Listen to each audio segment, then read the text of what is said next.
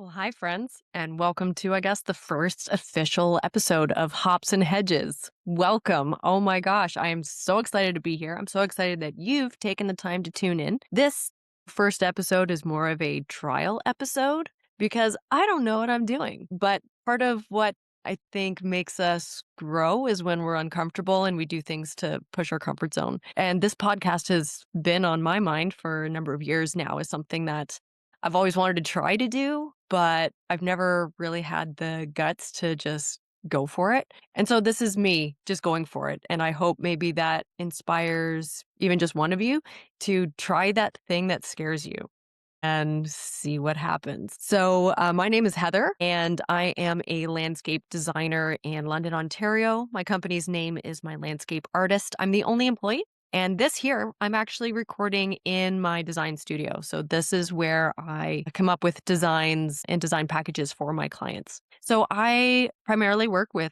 homeowners and landscape contractors who maybe don't have a designer on staff, or homeowners who are do-it-yourselfers, but they just need some help getting started. So a little bit more about me. So I had the discovery at 26 years old, which is over 10 years now, that I was not going to be able to get a good job or an adult job if I didn't have a piece of paper. I'm going to tell more about that story in another episode. But long story short, I had to go back to school. And thankfully, I had and still have, a very supportive husband who said, you know what, go for it. So I looked on Fanshawe College's website because they're walking distance to my house. And they were accepting students the following month for two programs. One was business finance, barf, gross, no way. And the other program was landscape design. And that was actually the first time I had ever heard the term. I grew up in the country where you just look after your property. I had no idea that you could garden, draw pictures of gardens, help people with their gardens, and get paid for it. It blew my mind. And so I've been madly in love with gardening and landscaping as my career choice ever since. Never looked back. So right out of Fanshawe College, I was employed by a small company out in Lambeth, Ontario, where I was their junior designer, project manager, estimator. I did that for 2 years. And then I was hired on by a larger landscaping company in London as their assistant manager. I did that for another 2 years. And then, as you probably remember, there was this little blip that happened to all of us called COVID, where the world shut down, and I found myself out of a job. My job was no longer needed. My position was no longer needed, and there was a lot of uncertainty, and that really crushed me. Waking up one day and realizing, wow, I'm not a landscape manager anymore. So who am I? And I kind of had this bit of an identity crisis because for years, for like just over 4 years, I had associated my self-worth with the position that I had as a landscape manager. And during COVID, doesn't matter how much experience I had or how good my grades were, nobody was hiring. And so through some therapy and some deep digging, I discovered that this is really what I want to do. And if nobody has an opportunity for me, then I better create one for myself. So I started my business, My Landscape Artist, in June of 2020 in the middle of the pandemic, and I've been so blessed. I did not do it alone. I've got some incredible support people in my life. My husband, Darren, who I'm sure you'll probably meet on one of these episodes, my best friend, Angela, my mom, my parents. I'm also a member of Landscape Ontario and a member of their peer-to-peer network for upper managers, supervisors, and owners. And they really carried me through. So I am forever grateful for that group. That's a little bit about me and my landscaping. But let's talk about why you guys really tuned in, right? Let's be honest. It's the beer.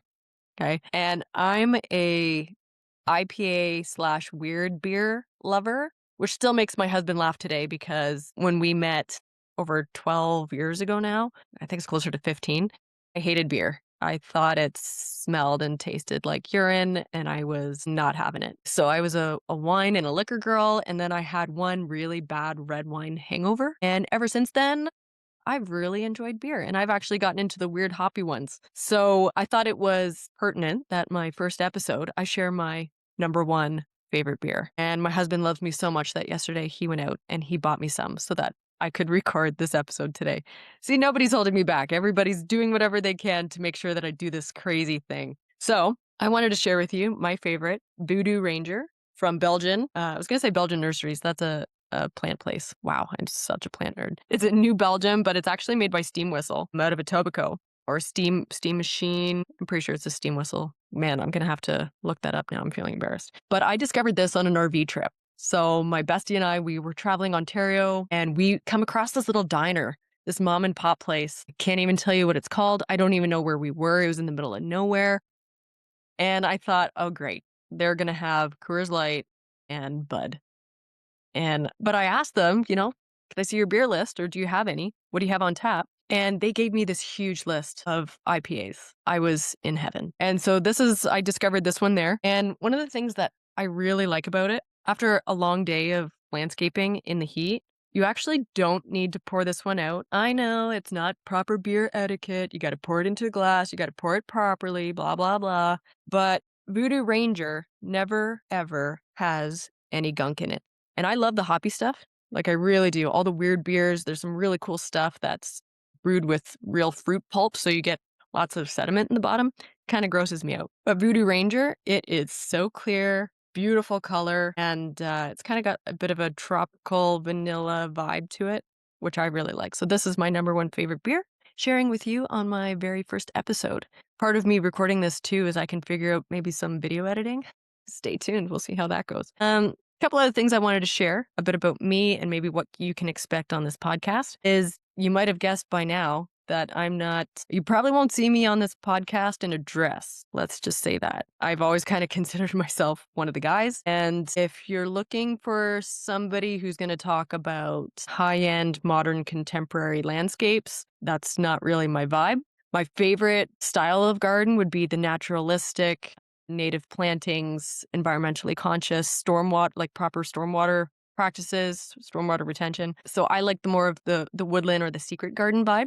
And I'm interested to know if you have a favorite garden style. So apparently through Spotify, somewhere here, I don't know yet where I'm pointing or where the button will be, but there should be like a Q&A or a poll here. And I'm curious for you guys listening and tuning in, if you have a favorite garden design style or aesthetic. We won't just be talking about garden aesthetics because we all know that aesthetics are not the one and only important aspect of our gardens and our landscapes. But yeah, tune into that. Something else I will be asking people that come on the show is if they have either pieces of advice. We're going to be talking about mental health struggles, things that we are overcoming and facing, and how our different coping strategies.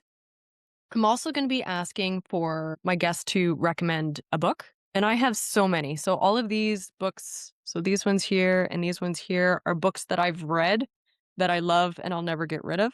And all of the books down there, those are all my gardening books. I need a bigger room. So we're actually building one in the basement. Stay tuned for that.